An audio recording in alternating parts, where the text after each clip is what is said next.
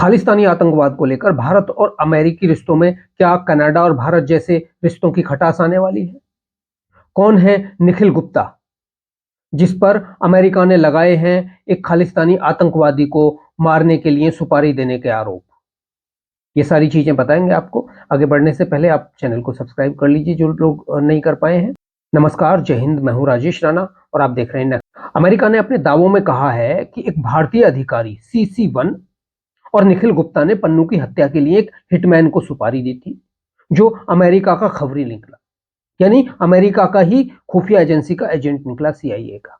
अब आपको समझना होगा ये पूरा मामला है क्या। एक निखिल गुप्ता है जिनको चेक रिपब्लिक में अरेस्ट कर लिया गया है अमेरिका के कहने पर। अमेरिका और चेक रिपब्लिक में एक संधि है जिसकी वजह से इनको अरेस्ट किया गया है, और जो आरोप निखिल गुप्ता पर लगे हैं उसकी वजह से उनको वहां 20 साल की सजा हो सकती है। निखिल गुप्ता पर आरोप ये है कि निखिल गुप्ता ने एक CC1, एक व्यक्ति के नाम पर के कहने पर अमेरिका में एक खालिस्तानी आतंकी को मारने के लिए सुपारी दी, लेकिन अमेरिका ने उस आतंकी का नाम नहीं बताया है कि किसको मारने की सुपारी दी। लेकिन ज्यादातर मीडिया में जो चल रहा है वो पन्नू को मारने की सुपारी दी गई थी। वही पन्नू जो खालिस्तानी आतंकियों का सरगना है, जिसने एयर इंडिया की फ्लाइट को 19 नवंबर को उड़ाने की धमकी दी। कुछ दिन पहले एक रिपोर्ट सामने आई कि भारत सरकार खालिस्तानी आतंकवादी गुरवंत सिंह पन्नू की हत्या की साजिश रच रही थी, जिसे अमेरिका ने नाकाम कर दिया। ऐसा दावा किया गया कि पन्नू की हत्या की साजिश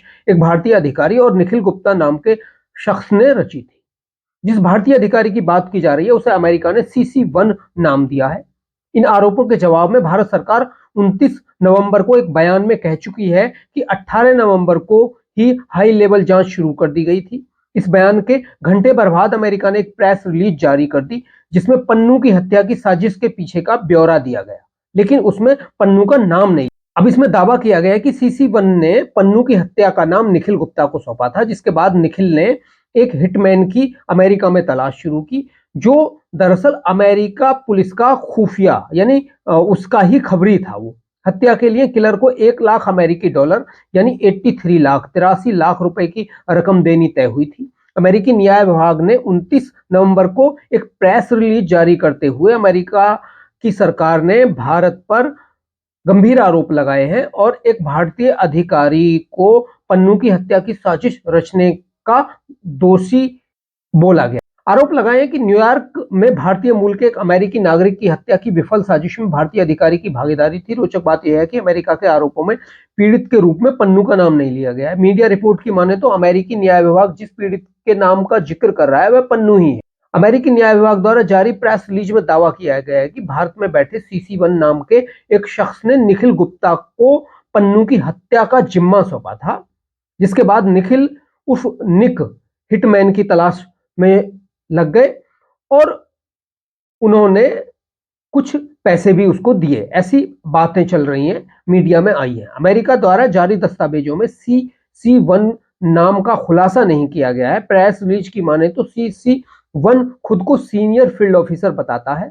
उस पर सिक्योरिटी मैनेजमेंट और इंटेलिजेंस की जिम्मेदारी थी। CC1 ने अपने आप को CRPF का पूर्व कर्मचारी भी बताया। अब ये बताते हैं कि थोड़ा सा कि निखिल गुप्ता है कौन। अमेरिकी न्याय विभाग की प्रेस विज्ञप्ति जो है उसमें कहा गया है 52 वर्षीय निखिल गुप्ता एक भारतीय नागरिक है जिसे 30 जून को चेक गणराज्य के अधिकारियों ने गिरफ्तार किया है।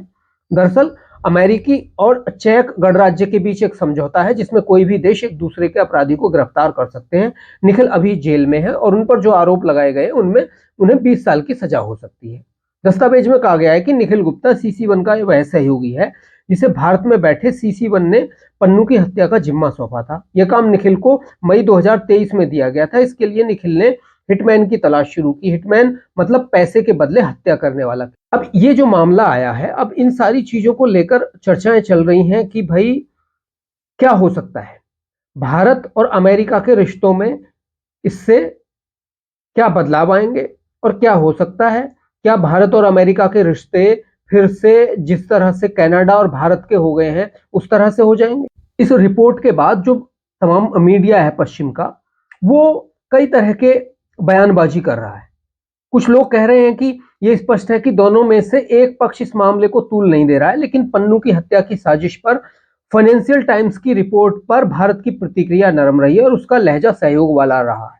ये ट्रूडो के आरोप पर उसके आक्रामक रवैये से बिल्कुल अलग। भारत ने जिस तरह से कनाडा को फटकार लगाई थी, उस तरह से वह अमेरिका को नहीं लताड़ सकती। ये एक साधारण कारण यह है कि भारत के भू राजनीतिक हितों के लिए अमेरिका कनाडा के मुकाबले अधिक महत्वपूर्ण है। यही नहीं, अमेरिका को भी चीन को रोकने के लिए भारत की जरूरत है और इस बात को भी भारत बहुत अच्छे से समझता है। ये जो तमाम मैं बता रहा हूं, ये विदेशी मीडिया में लिखी हुई बातें हैं। भारत और अमेरिका पारस्परिक रूप से एक दूसरे पर निर्भर है और एक अखबार है द डिप्लोमेट, उसमें वो लिखता है कि इसी पारस्परिक निर्भरता की वजह से निज्जर की हत्या के बाद जिस तरह से भारत और कनाडा के संबंध खराब हुए, शायद उस तरह से पन्नू की हत्या की साजिश से अमेरिका और भारत के संबंध खराब ना हो।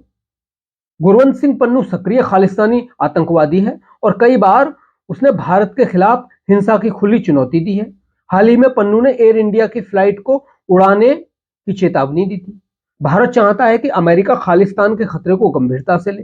हत्या की साजिश के इस मुकदमे की खबर के बाद भारत और अमेरिका के बीच प्रतिक्रियाओं का दौर तो शुरू हो सकता है, लेकिन क्या इससे भारत को चिंतित होना चाहिए? तो कई जो विदेशी जो थिंक टैंक हैं वो कह रहे हैं कि इससे भारत को बहुत ज्यादा चिंता की जरूरत नहीं है, लेकिन आने वाले समय में अगर ऐसा ही रहा तो भारत अमेरिका के रिश्तों में कुछ खटास आ सकती है।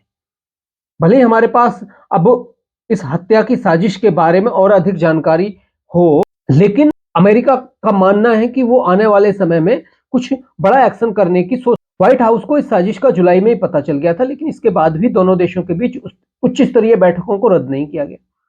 G20 में बाइडेन और मोदी की मुलाकात हुई। अमेरिका ने जवाबी कार्रवाई नहीं की, सिर्फ इतना कहा कि दोबारा ऐसा नहीं होना चाहिए। भारत और अमेरिका का रिश्ता इतना अहम है कि ये नाकाम नहीं हो सकता। वहीं कई सारे ऐसे विश्लेषक हैं जो कह रहे हैं कि इस घटनाक्रम पर बहुत ज्यादा ध्यान नहीं दिया जाएगा, भारत अमेरिका के रिश्तों को ये नुकसान नहीं पहुंचा। लेकिन लोग अब अमेरिका से सवाल पूछ रहे हैं।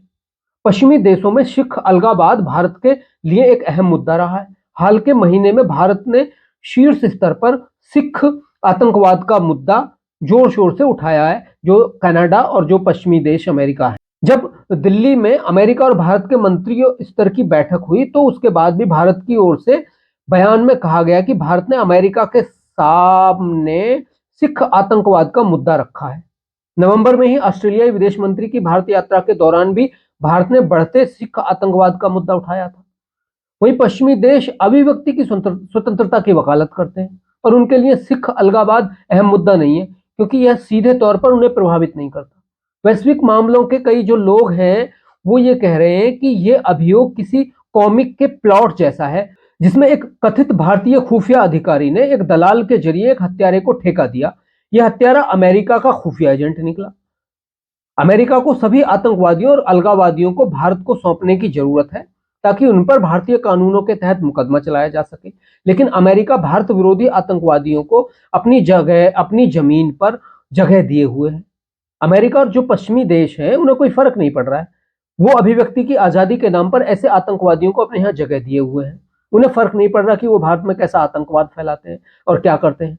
जो पश्चिम का दोहरा मापदंड है उसको लेकर कई हमारे देश में भी कई सारे जो राजनयिक हैं वो लिख रहे हैं।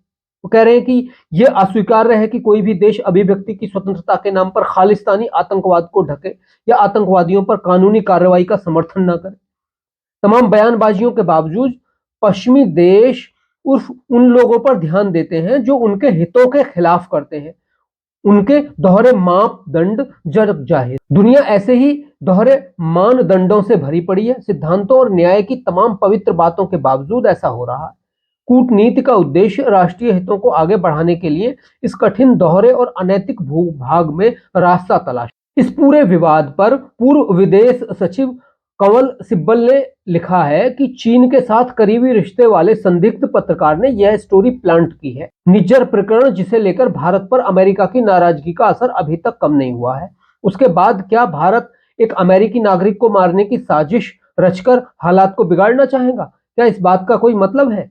कहीं पर भारत विरोधी साजिश रची जा रही है। ये जो स्टोरी प्लांट की गई है, जो भारत और अमेरिका का मामला बिगाड़ने की जो कोशिश की जा रही है, ये एक ऐसे पत्रकार द्वारा कोशिश की गई है जो चीन का समर्थक है। चीन का एक तरह से चीन से पैसे लेकर वो लिखता है, क्योंकि चीन ने अपने दल्ले पत्रकार पाल रखे हैं। भारत में भी बहुत सारे इस तरह के दल्ले पत्रकार पाल रखे हैं। कुछ को अभी जेल में डाला, आपने देखा, न्यूज क्लिक वगैरह जो तमाम थे ये। तो ये ऐसे लोग हैं जो भारत और अमेरिका के रिश्तों को नुकसान पहुंचाने के लिए ऐसी साजिश रच सकते हैं। अब ये साजिश है, ये सिर्फ साजिश रची गई है और कुछ नहीं हुआ है इसमें।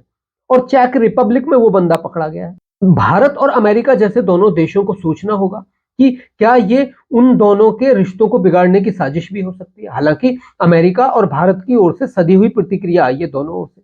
अमेरिका ने भी बड़ी सदी हुई प्रतिक्रिया दी। अमेरिका ने उस तरह से नहीं बोला है जैसे कनाडा के प्रधानमंत्री जस्टिन ट्रूडो ने आरोप लगाए सीधे सीधे।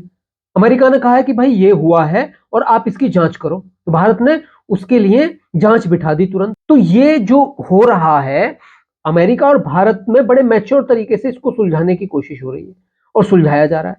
भारत ने साफ कह दिया हमारी पॉलिसी इस तरह की नहीं है। तो अब ये क्या हो सकता है, इसमें कौन खेल खेल सकता है? जिसको भारत और अमेरिका के रिश्तों से परेशानी हो रही हो, वो खेल खेलने वाला आदमी कौन हो सकता है? कहां से ये तमाम चीजें हो रही हैं? चीन का एक समर्थित पत्रकार इस स्टोरी को प्लांट करता है। ऐसा नहीं है कि ये अब की बात है, ये बहुत दिन हो चुके इसको, है ना। जब ये मामला आया ये बहुत दिन हो गए, लेकिन स्टोरी अब प्लांट की गई। अगर कोई पत्रकार पहले भी, ऐसा थोड़ा ही है कि उसी पत्रकार को पता चल रही थी, लेकिन उस पत्रकार ने स्टोरी अभी प्लांट की है बड़े साजिश के तहत। जो ये स्टोरी प्लांट की गई, इस स्टोरी के प्लांट होने से उनको लगा कि भारत अमेरिका के रिश्तों में खटास आ जाएगी। लेकिन इससे पहले अमेरिका ने बता दिया था भारत को कि ऐसा ऐसा हुआ है, और उसके बाद कई चीजें हुई। भारत की और अमेरिका की +2 मंत्रियों की बैठक हुई। G20 में बाइडेन यहां आए और देखो आपने कितने अच्छे से दोनों की मुलाकात हुई, भारतीय प्रधानमंत्री और जो बाइडेन की, और किस तरह से वो लोग मिले। दोनों ने अपने हितों की बात की, दोनों ने दुनिया के हितों की बात की। लेकिन यहां ये साजिश क्या है, इस साजिश को भी हमें देखना होगा कि कौन ये साजिश कर रहा है। नमस्कार, जय हिंद।